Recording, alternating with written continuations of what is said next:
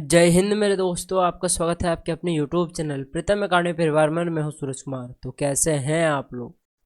I hope कि आप लोग अच्छे होंगे, स्वस्थ होंगे, साथ ही साथ पढ़ाई कर होंगे। तो आज हम लोग जो आपका क्लास 8 का जो आपका मैथमेटिक्स का एग्ज़ाम होने वाला है, ठीक है, उसके लिए कुछ मोस्ट इम्पॉर्टेंट MCQ क्वेश्चंस पर बात करेंगे।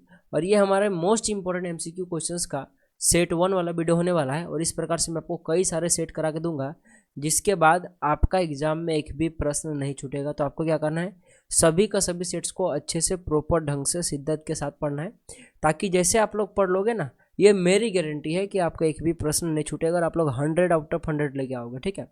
और इसी प्रकार से आपका मैथमेटिक्स का तो हो ही रहा है, आपका साइंस का भी मैं इंपॉर्टेंट क्वेश्चंस करा के दे रहा हूँ, ठीक, इंपॉर्टेंट क्वेश्चन का सेट्स करा के दे रहा हूँ। आपका इंग्लिश का भी हो रहा है, आपका हिंदी का भी हो रहा है, साथ ही साथ आपका SST का भी हो रहा है। तो सब कुछ तैयारी कराई जाएगी, आपको टेंशन लेना है। तो उसके लिए आपको क्या करना पड़ेगा, A to Z तैयारी के लिए आपको प्रीतम अकाडमी को सब्सक्राइब कर लेना है। साथ ही साथ बेल का आइकन कॉल पर जरूर सेट कर लीजिएगा, ताकि जैसे हम लोग वीडियो डालें तुरंत आपके पास नोटिफिकेशन पहुँच जाए, आप लोग देख पाओ वीडियो को, ठीक है।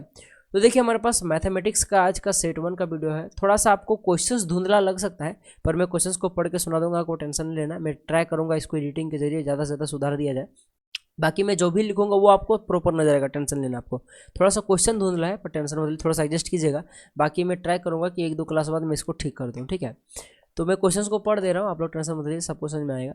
1 नंबर का प्रश्न यहाँ पे है, लिखा हुआ है कि क्या 7/0 एक परिमेय संख्या है। यानी कि 7/0 एक परिमेय संख्या, ये आपको बताना है। तो आपको आप लोगों ने पढ़ा होगा कि परिमेय संख्या को हम लोग P/Q के रूप में लिखते हैं, जहाँ Q = नॉट जीरो होता है। और यहाँ देख सकते हो, यहाँ जो Q है यानी कि जो हर है, हर कभी जीरो नहीं हो सकता, लेकिन यहाँ पे हर जीरो है। तो ये क्या परिमेय संख्या होगा? नहीं। तो सीधा सीधी बोल दो नहीं होगा, जो कि B नंबर का ऑप्शन करेक्ट हो जाएगा। हाँ, इस क्वेश्चन में सिर्फ 2 ही ऑप्शन है, A और B, बाकी C D नहीं है, तो कोई बात नहीं, चलेगा, ठीक है। चलिए नेक्स्ट प्रश्न की ओर बढ़ते हैं। यहाँ पे लिखा हुआ है कि 36/-24 का मानक रूप है। यानी कि आपको पूछा है 36/-24 का मानक रूप। मानक रूप माने छोटा से छोटा रूप। इसको छोटा छोटा रूप करो। तो मैं चलो इसको काट देता हूँ, आपको मैं डायरेक्ट 12 से काट देता हूँ, ठीक, क्योंकि दोनों 12 से काट जाएगा। तो हो जाएगा 12×3 = 36 हो जाएगा, और उसके बाद हो जाएगा 12×2 = 24। यानी कि देखा जाए तो ये माइनस को बोलना नहीं है, तो हो जाएगा आपके पास 3/-2, या इसको ऐसे भी लिखा जा सकता है -3/2, ठीक है। तो ये जो आपको ऑप्शन में दिख रहा होगा B नंबर का ऑप्शन, यही करेक्ट हो जाएगा। यानी छोटा से छोटा रूप, आप इसको 3/2 को और नहीं काट सकते, तो ये आपका मानक रूप हो गया, जो कि आपको B नंबर का ऑप्शन में दिख रहा है। मैंने मानक रूप निकाला, आप लोगों ने सीख लिया होगा, आई होप। और टेंशन मतलब मैं जो भी लिख रहा हूँ, ये टोटल हूबहू आपको सभी क्वेश्चंस और मैं आंसर जो मैं कर रहा हूँ, ये जो PDF है आपको ये हूबहू जिस प्रकार से मैं लिख रहा हूँ आपको मिलेगा, और वो भी फ्री ऑफ कॉस्ट, एक भी पैसा नहीं देना है। तो आप लोग PDF को लोगे कहाँ से? इस वीडियो के डिस्क्रिप्शन में हमारा व्हाट्सएप ग्रुप, टेलीग्राम ग्रुप का लिंक मिलेगा, बस वहाँ जाकर ज्वाइन हो जाएगा, आपको PDF मिल जाएगा, ठीक है। पैसा नहीं देना है, टेंशन मत लीजिए आप लोग। चलिए आगे बढ़ते हैं 3 नंबर के प्रश्न पे। यहाँ पे लिखा हुआ आपके पास 5/7 इंटू का -3/8 का मान निम्नलिखित में से कौन सा होगा। यानी कि आपके पास 3 नंबर का क्वेश्चन में यहाँ पे लिखा हुआ है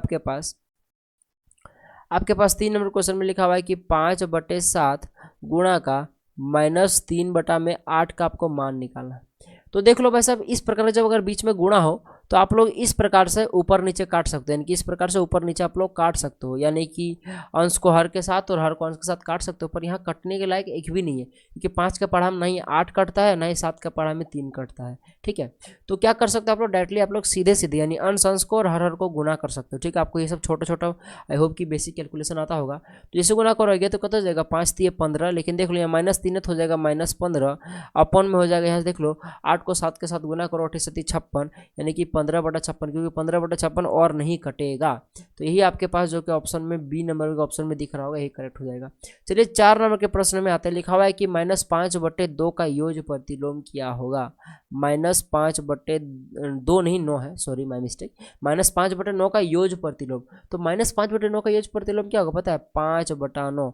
यानी कि समझो योग प्रतिलोम का मतलब क्या होता है कि आपको चिन्ह में चेंज कर देना है। अगर आपके पास A दिया है तो इसको -A कर देना है, अगर आपके पास -A दिया है तो इसको A कर देना है, यानी कि प्लस का माइनस कर देना है, प्लस का माइनस कर देना है, और माइनस का क्या करना है आपको, प्लस कर देना है, ठीक है। तो देख लो आपके पास 5/9 माइनस में था, तो मैंने इसको क्या कर दिया, 5/9 का प्लस में कन्वर्ट कर दिया है। तो यही आपका योग प्रतिलोम होता है, ठीक है, मैंने चिन्ह में चेंज कर देना है, ठीक है। तो यहाँ पे देख सकते हो आपके पास जो कि ऑप्शन में दिख रहा होगा C नंबर का ऑप्शन में 5/9, ही आपका करेक्ट हो जाएगा। चलो आगे बढ़ते 5 नंबर का प्रश्न लिखा है कि 4 का व्युत्क्रम क्या होगा। तो 4 का व्युत्क्रम क्या होगा, तो भाई साहब 4 का मतलब क्या होता है आप लोग को पता है। अगर मैं बताऊं कि 4 का मतलब क्या होता है, तो देख लो मैं यहाँ पे लिख देता हूँ, देखो यहाँ पे समझ में आएगा आपको, ठीक है। थोड़ा मैं रफ कर लूँ या मिटा लूँ, देख लो। 4 का मतलब होता है 4/1। कोई भी संख्या हो, एनीथिंग, अगर कोई भी संख्या तो उसके नीचे में एक होता ही होता है, बोला ना, सबका मालिक एक, ठीक है।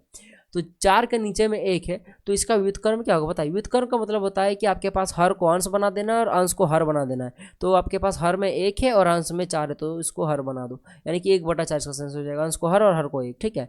जैसे कि अगर मान लो 5/6 पूछता है, इसका आपको व्युत्क्रम अगर निकालने को बोलता तो आप लोग क्या करते, 6 को ऊपर लिखते और 5 को नीचे लिखते, तो 6/5 इसका सही आंसर होता। पर ऑप्शन क्वेश्चन में आपके पास 4 दिया हुआ है, 4 को हम लोग 4/1 लिख सकते हैं, तो इसका जो व्युत्क्रम होगा वो 1/4 हो जाएगा, जो कि ऑप्शन में आपको डी में चमक रहा होगा। आई होप कि आपको समझ में आ गया। अच्छा, 6 नंबर के प्रश्न में देख लो, ये बहुत ही अच्छा प्रश्न आपके पास देखो लिखा हुआ है यहाँ पे, ठीक है। 6 नंबर के प्रश्न में देखो, देखो आपके पास 6 नंबर प्रश्न लिखा है कि संख्या 400 के वर्ग में शून्यों की संख्या क्या होगी। आपको एक संख्या दिया हुआ है 400, 400 का वर्ग निकालना, यानी कि 400 का स्क्वायर करना है।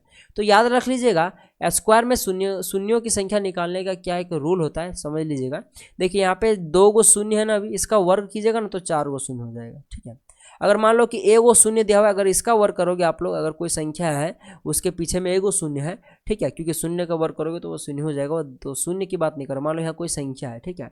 अगर शून्य संख्या के अगर पिछुआ में अगर एगो जीरो लगा है, तो उसका जो वर्ग करोगे तो 2 गो जीरो हो जाएगा। अगर मान लो अगर आपके पास 3 गो जीरो है अगर कोई संख्या के पीछे में, और उसका वर्ग करोगे तो आपके पास इसका वर्ग करने के बाद इसमें 6 गो जीरो हो जाएगा। यानी कि क्या हो जाता है पता है, जितने जीरो की संख्या आपके पास, उसको क्या करना है, आपको 2 से मल्टीप्लाई कर देना है। यानी कि पीछे में जितने जीरो है उसको 2 से मल्टीप्लाई कर दीजिएगा, जो आंसर आएगा वही आपका वर्ग में जीरो की संख्या होगा। तो यहाँ पे 2 दिया हुआ है, तो 2 को जीरो है, तो 2 को जीरो को 2 से मल्टीप्लाई कर दो, यानी कि 4 ऑप्शन में से होगा, यानी कि 4 जीरो होगा। तो आपके पास बी नंबर का ऑप्शन कट हो जाएगा, जो कि 4 ऑप्शन में दिख रहा होगा आपको। चलिए 7 नंबर प्रश्न आते लिखा है कि 196 का आपका वर्गमूल होगा। किसका पूछा है, 196 का पूछा है, ठीक है। तो वर्गमूल पूछा है, तो वर्गमूल का मतलब क्या होता है पता है ना, वर्गमूल पूछा है, तो वर्गमूल का मतलब यहाँ पे ये होता है 196 का वर्गमूल का मतलब होता है कि इसका आप लोग वर्गमूल पूछा ना, इसका रूट निकालो आप लोग, ठीक है, स्क्वायर रूट निकालो। तो आप लोग को पता है जो आपके पास 13 होता है, 13 का स्क्वायर जो होता है 196 होता है, यानी कि 196 का जो वर्गमूल होगा 13 होगा। आप लोग एटलीस्ट तो 30 तक वर्ग और वर्गमूल याद कर लीजिएगा, तो आप लोग का बहुत सारा क्वेश्चन बन जाएगा, ठीक है। तो डायरेक्टली मैं 13 लिख देता हूँ, इसको करने की तो मुझे कोई जरूरत है नहीं, आप लोग खुद से ही बना सकते हो, ठीक है। चलिए आगे बढ़ते हैं। 8 नंबर पास में लिखा कि 21 का वर्ग क्या होगा, यानी कि आपको 21 का स्क्वायर पूछा है, तो 21 का स्क्वायर क्या होता है, 441 होता है, आप लोग याद कर लीजिएगा। वरना आप लोग चाहो तो 21 गुना में 21 करके देख लीजिए, आपके पास आंसर निकल कर आ जाएगा, ठीक है। तो ये बी नंबर का ऑप्शन करेक्ट हो जाएगा। चलिए नेक्स्ट प्रश्न की ओर बढ़ते लिखा है कि एक वर्गाकार खेत का क्षेत्रफल आपको दिया हुआ है 1600 मीटर स्क्वायर है, तो खेत की भुजाओं की लंबाई क्या होगी। यानी समझो आपके पास एक वर्गाकार इस प्रकार से मान लो खेत एक दिया हुआ है, ठीक है। और इस खेत का आपको क्या दिया हुआ है, इस खेत का आपके पास एरिया है, इस खेत का आपके पास एरिया का मतलब क्षेत्रफल। क्षेत्रफल कितना है आपके पास, 1600 मीटर स्क्वायर है। तो इसका आपके पास भुजा की लंबाई क्या होगी। तो भाई साहब देख लो, जो वर्ग का क्षेत्रफल जो होता है ना, वर्ग का अगर मैं क्षेत्रफल जो होता है आपके पास, वर्ग का जो क्षेत्रफल होता है वो भुजा स्क्वायर के बराबर होता है। क्या होता है आपके पास, भुजा स्क्वायर के बराबर होता है, यानी भुजा गुने भुजा भी बोल सकते हो। तो वर्ग का क्षेत्रफल आपको क्वेश्चन में दिया हुआ है, जो कि कितना दिया हुआ है आपके पास, देख लो वर्ग का क्षेत्रफल आपके पास 1600 दिया हुआ है। ये किसके बराबर होगा, भुजा स्क्वायर के बराबर होगा, ठीक है, भुजा स्क्वायर के बराबर होगा। तो मैं क्या करता हूँ, स्क्वायर को मैं डायरेक्ट इधर ले जाता हूँ, तो स्क्वायर इधर आके रूट में हो जाएगा। आई होप कि आपको पता होगा, जिस प्रकार से जोड़ बराबर को उधर में जाके गुना घटा हो जाता है, घटा बराबर को उधर में जाके आपके पास जोड़ हो जाता है, गुना उधर जाके घटा भागा में हो जाता है, और भागा उधर जाके गुणा में हो जाता है। उस प्रकार से स्क्वायर इधर जाके रूट में हो जाता है, रूट अगर रूट दिया हुआ है तो रूट उधर जाके स्क्वायर में हो जाता है, ठीक है। तो ये आपका 1600 का रूट हो जाएगा, और 1600 का रूट आपको पता है कि इसको आप लोग 40 गुणे 40 से लिख सकते हो। और आपको पता है रूट अंडर में अगर जोड़ा लग जाए तो वह रूट स्क्वायर के बारे में आ जाता है, यानी कि इसका आंसर क्या हो जाएगा, 40 मीटर हो जाएगा। क्योंकि देख लो जो आपके पास यूनिट दिया हुआ वो मीटर स्क्वायर में दिया हुआ है, यानी क्षेत्रफल मीटर स्क्वायर में दिया, यानी जाहिर सी बात है कि भुजा किस में होगी, मीटर में होगी। तो 40 मीटर सही आंसर हो जाएगा, जो कि आपके पास डी नंबर में चमक रहा होगा। इस टाइप के क्वेश्चन में डायरेक्ट क्या कीजिएगा, आप लोग के पास जो भी क्षेत्रफल दिया होगा उसका क्या करना है, वर्गमूल निकाल देना, आपके पास आंसर आ जाएगा, ठीक है। अच्छा 10 नंबर के प्रश्न पढ़ाते लिखा कि 3/8 का समतुल्य परिमेय संख्या कौन सी होगी। 3/8 पूछा है ना, 3/8 का समतुल्य परिमेय संख्या मतलब समझ में आता है। किसी का भी समतुल्य का कहने का मतलब यह है, तात्पर्य क्या है, मैंने मॉडल पेपर जब सॉल्यूशन कराया था तब आपको बताया था, ठीक है, कि ऊपर नीचे सेम संख्या से गुना कर दो या भाग कर दो, उसका समतुल्य मिल जाएगा। तो 1 नंबर का ऑप्शन में दोस्तों लिखा हुआ है आपके पास 6/16, ठीक है। तो देख लो आपको पता है कि अगर मैं ऊपर में अगर मैं 3 को अगर मैं 2 से गुना कर दूं तो देखोगे आपके पास 6 मिलकर आ जाएगा। तो भाई साहब जब आपने दो से अगर ऊपर में गुना कर दिया तो नीचे भी आपको 2 से गुना करना पड़ेगा। तो देखो क्या ये 16 आ रहा है, जी हाँ 16 आ रहा है, 8 दूना 16 होता है। यानी कि ये जो आपके पास 1 नंबर का ऑप्शन होगा ये आपका समतुल्य परिमेय संख्या होगा, यही आपका सही आंसर होगा। थोड़ा रुको सबर करो क्योंकि भाई साहब हड़बड़ी नहीं करने का, हो सकता है आपको और भी ऑप्शन सही हो तो ठीक है। तो चलो हम लोग नेक्स्ट ऑप्शन को देखते हैं जो कि आपके पास लिखा हुआ है 9/24। तो 9/24 है, इसको आपको मैंने 3/8 का समतुल्य पूछा है। तो देख सकते हो आपको 3 से 9 में जाने के लिए आपको क्या करना पड़ेगा, 3 में 3 को गुना करना पड़ेगा। तो जैसे आपने 3 में 3 को गुना किया तो नीचे भी तो 3 से गुना करना पड़ेगा ना। तो इस केस में भी देख सकते हो 8 3 24 यानी कि 24 आ रहा है, यानी कि ये भी सही है, यानी कि बी नंबर का ऑप्शन भी सही हो गया। ठीक है, अभी आप लोग हड़बड़ी में सिर्फ ए नंबर का ऑप्शन को सही करके आते तो आपका एग्जाम गलती हो जाता ना। जी हाँ, तो इसीलिए बोला सभी ऑप्शन को देख लिया करो। अच्छा नेक्स्ट ऑप्शन आपके पास दिया है 12 में या 32 दिया हुआ है। कितना दिया आपके पास 12 में 32, और आपको किससे बनाना है 3/8 से। तो आपको पता है कि 3 से 12 जाने के लिए आपको 4 से मल्टीप्लाई करना पड़ेगा। तो जब 4 से मल्टीप्लाई कर रहे हो ऊपर में तो नीचे भी तो मल्टीप्लाई करना पड़ेगा ना। तो देख सकते हो नीचे भी जब मल्टीप्लाई कर रहे हो तो 8 चौक 32 हो रहा है आपके पास, यानी कि ये भी आपके पास समतुल्य परिमेय संख्या है। क्योंकि आप लोग 3/8 में अगर ऊपर नीचे 2 से मल्टीप्लाई करोगे तो जो ऑप्शन नंबर 1 में दिख रहा है 6/16 ये भी आपका आंसर में आ जाएगा। क्योंकि 3 और बटे 8 को अगर आप लोग ऊपर नीचे 2 से मल्टीप्लाई करोगे तो आपके पास 6/16 आएगा। उसी प्रकार से अगर 3/8 को अगर ऊपर नीचे से अगर 3 से मल्टीप्लाई करोगे तो आपके पास 9/24 आएगा, जो कि बी नंबर ऑप्शन में है। सेम उसी प्रकार से अगर आप लोग 3/8 को अगर 4 से ऊपर नीचे मल्टीप्लाई करोगे तो 12/32 आएगा, यानी कि सी नंबर का ऑप्शन भी करेक्ट हो जाएगा। तो वैसे अब सही आंसर क्या होगा जो कि आपके पास डी नंबर में दिख रहा होगा, इनमें से सभी, क्योंकि ये भाई सही हो जाएगा क्योंकि ए बी सी तीनों के तीनों क्या 3/8 का एक समतुल्य परिमेय संख्या है। ठीक है, आई होप कि आपको समझ में आ गया होगा। चलिए आगे बढ़ते हैं। अब देखो हमारे पास अब नेक्स्ट क्वेश्चन के बढ़ते हैं। टोटल आज 40 प्रश्न करने का इरादा है हमारा।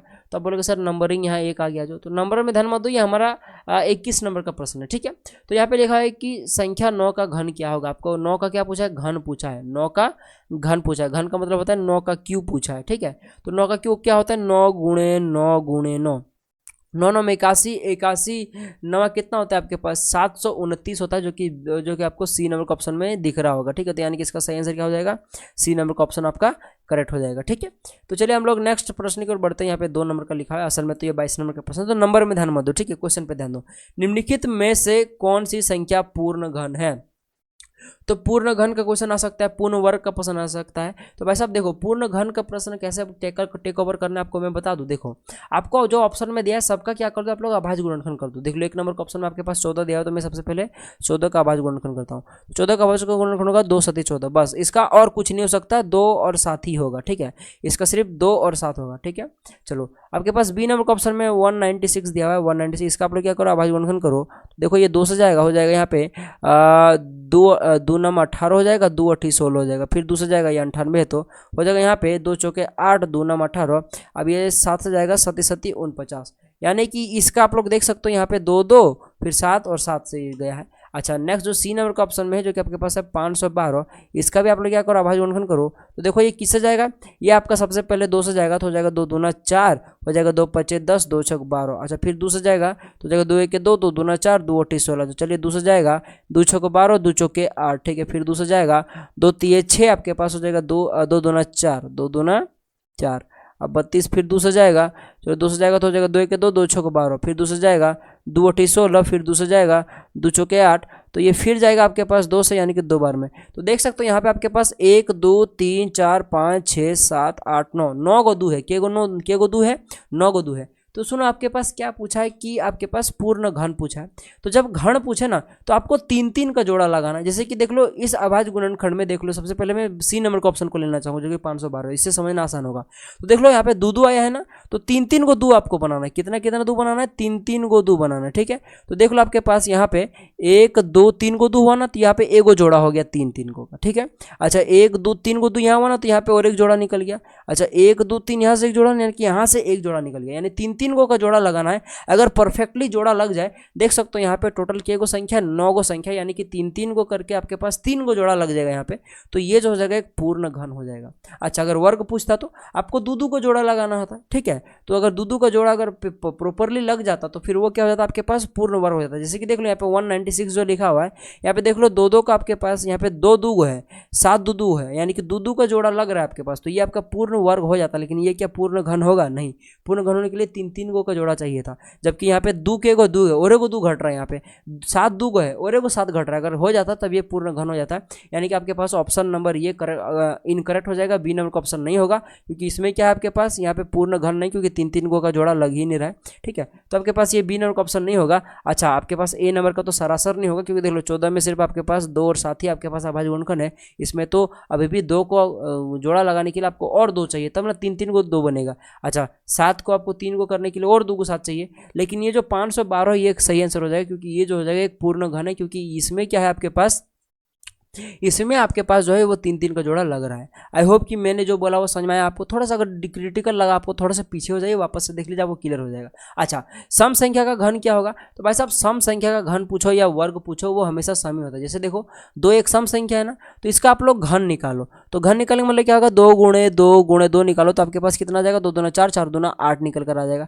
देख लो, आपके पास 2 भी एक सम संख्या है, आपके पास 8 भी क्या एक सम संख्या है। चलो आप लोग क्या करो, अब एक काम करो, आप लोग 4 का घन निकालो। 4 का घन निकालने का मतलब है कि 4 गुणे 4 गुणे 4। ठीक है, ठीक है, घन निकाल ले आप लोग, तो 4 कितने हो जाएगा? 4 4 16, 16 चौक 64 निकला ना। 64 भी एक सम संख्या है, 4 भी एक सम संख्या। देख लो, आपके पास किसी भी सम संख्या का घन बोलो या वर्ग बोलो, वो सम ही होता है, तो आपके पास एक नंबर का ऑप्शन कट हो जाएगा। आप बता दो कोई भी विषम संख्या का घन और घन क्या होगा, आप लोग कमेंट करके बताइएगा। ठीक है, चलिए नेक्स्ट प्रश्न की ओर बढ़ते हैं। यहाँ लिखा कि 3 का पावर में 5 का मान निम्नलिखित में से क्या होगा? 3 का पावर में 5, 3 का पावर में 5 का मतलब होता है 3 गुणे 3 गुणे 3 गुणे 3 गुणे 3। 5 बार 3 लिख के गुणा कर दो, 3 3 9, 9 3 27, 27 को आप लोग क्या करो? 3 से गुणा करो। 27 को क्या करना है आपको? 3 से गुणा करना है आपको। 27 को आप लोग 3 से गुणा कर दीजिएगा, फिर जो आएगा फिर उसको यहाँ पे उसको फिर से क्या कीजिएगा, आप लोग 3 से गुणा कर दीजिएगा, तो आपके पास देखिएगा 243 आंसर आ जाएगा, डी नंबर का ऑप्शन हो जाएगा। ठीक है, आप लोग गुणा करके देख लीजिएगा। चलिए नेक्स्ट प्रश्न को बढ़ते हैं। यहाँ पे लिखा हुआ आपके पास a का पावर में 0, यहाँ पे क्वेश्चन में आपके पास है। ठीक है, अच्छा, a का पावर में 0 इंटू का लिखा है 2 का पावर में 0 इंटू का 3 का पावर में 0 इंटू में 4 का पावर में 0। किसी भी संख्या मान लो, अगर कोई भी संख्या a है उसके पावर में अगर 0 है तो उसका वैल्यू 1 हो जाता है, याद रख लीजिए बात। तो a का पावर में 0 का वैल्यू 1 हो जाएगा, 2 के पावर में 0 का वैल्यू 1 हो जाएगा, 3 के पावर में 0 वैल्यू 1 हो जाएगा, 4 पावर में 0 वैल्यू 1 हो जाएगा। तो 1 इंटू 1 इंटू 1 इंटू 1 क्या हो जाएगा? 1 ही ना हो जाएगा, जो कि ऑप्शन नंबर सी में चमक रहा हो, करेक्ट आंसर हो जाएगा। अच्छा, 4, 5 और 6 अंकों से बनी सबसे बड़ी एवं सबसे छोटी संख्याओं का अंतर क्या होगा? तो भाई साहब समझो, 4 यहाँ पे कोई कुछ संख्या आपको दी हुई है, मैं इसको थोड़ा साइड कर लूँ, ठीक है, ताकि आप लोग याद रख पाओ। ठीक है, देख लो, कुछ लॉजिक मैं आपको बता रहा हूँ। देखो, आपके पास क्वेश्चन में लिखा हुआ है कि 4 5 6, आपके पास क्या क्वेश्चन में लिखा हुआ है? 4 5 और 6, इन तीनों संख्याओं से मिलकर आपको सबसे बड़ी संख्या और सबसे छोटी संख्याओं का अंतर निकालना है। यानी इन संख्या से बनने वाली सबसे बड़ी संख्या निकाल लो और सबसे छोटी संख्या निकाल लो, उसको घटा दो। तो देख लो आपके पास क्या लिखा है कि 4 5 6, तो सबसे बड़ी संख्या अगर निकालना हो ना, तो देख लो यहाँ में सबसे बड़ा क्या है आपके पास, पता है यहाँ में सबसे बड़ा अगर मैं बात करूँ तो देखो यहाँ पे सबसे बड़ा जो आपके पास 6 है, तो सबसे पहले 6 को लिखो। उसके बाद उससे बड़ा कौन है? 6 को छोड़ने के बाद 5 है, तो 5 को लिखो। उसके बाद उससे बड़ा कौन है? 4 है, तो 4 को लिखो। तो ये आपके पास निकल कर आ गया सबसे बड़ी संख्या। और सबसे छोटी संख्या निकालने का ट्रिक क्या होता है? सबसे पहले क्या करो? छोटी संख्या को लिखो, क्या आपके पास 4 है, उसके बाद उससे छोटी संख्या जो कि 5 है, उसके बाद उससे छोटी संख्या जो कि आपके पास 6 है, तो ये आपका इन संख्याओं से सबसे छोटी संख्या निकल कर आ गई। आप क्या करो? इनका अंतर यानी कि इसको घटा देना है। तो घटाओगे तो कितना हो जाएगा आपके पास? तो इसको आप लोग घटा के देखोगे तो आपके पास कितना आंसर आ जाएगा? चलो मैं आपके सामने घटा देता हूँ। ठीक है, तो यहाँ पे आ जाएगा 14, 14 अगर 6 जाएगा तो कितना हो जाएगा? 8 हो जाएगा आपके पास। यानी कि लास्ट में आपके पास 8 एक ही ऑप्शन में दिख रहा है, सी नंबर में, यानी कि 198 आपके पास आंसर हो जाएगा। बाकी आप लोग चाहो तो घटा के देख सकते हो। ठीक है, चलिए हम लोग क्या करेंगे, अब 7 नंबर के प्रश्न पर आते हैं। देखो यहाँ पास 7 नंबर का जो प्रश्न है वो क्या लिखा है, सो देखा कि 3 अंकों की सबसे बड़ी एवं सबसे छोटी संख्याओं का योगफल क्या होगा। सबसे पहले आपको 3 अंकों की सबसे बड़ी और सबसे छोटी संख्या आनी चाहिए। तो 3 अंकों की सबसे बड़ी संख्या जो होती है वो 999 होता है, और सबसे छोटी संख्या आपके पास 100 होता है। इनका योग पूछा है। ठीक है, तो जोड़ दोगे तो कितना हो जाएगा? 1090 हो जाएगा, सीधा से 1099 हो जाएगा, माय मिस्टेक, सॉरी। ठीक है, तो ये आपके पास सही आंसर हो जाएगा, जो कि आपको सी नंबर का ऑप्शन में दिख रहा होगा। चलिए नेक्स्ट प्रश्न की ओर बढ़ते हैं। लिखा हुआ है कि यदि आपके पास 6 का पावर में n अपॉन में आपके पास 6 का पावर में -2 है, ये आपके पास ये इक्वल है आपके पास 6 का पावर में 3 का, तो आपको n का मान निकालना है। ठीक है, तो आपके पास 6 का यहाँ क्वेश्चन में दिया हुआ है 6 का पावर में n अपॉन में 6 का पावर में -2, ये बराबर है 6 का पावर में 3 का।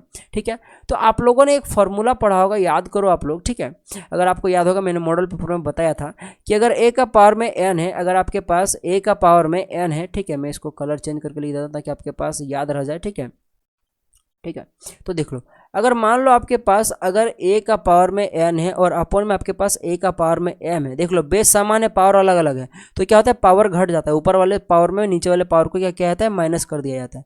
इस प्रकार से आपको ये वाला फॉर्मूला याद रखना है, ठीक है। तो अगर आपके पास a का पावर में n अपन में a का पावर में m है, तो वो हो जाता है a का पावर में n इंटू a का पावर में आपके पास m हो जाता है। आप लोग ये बात तो याद रख लीजिएगा बात, ठीक है।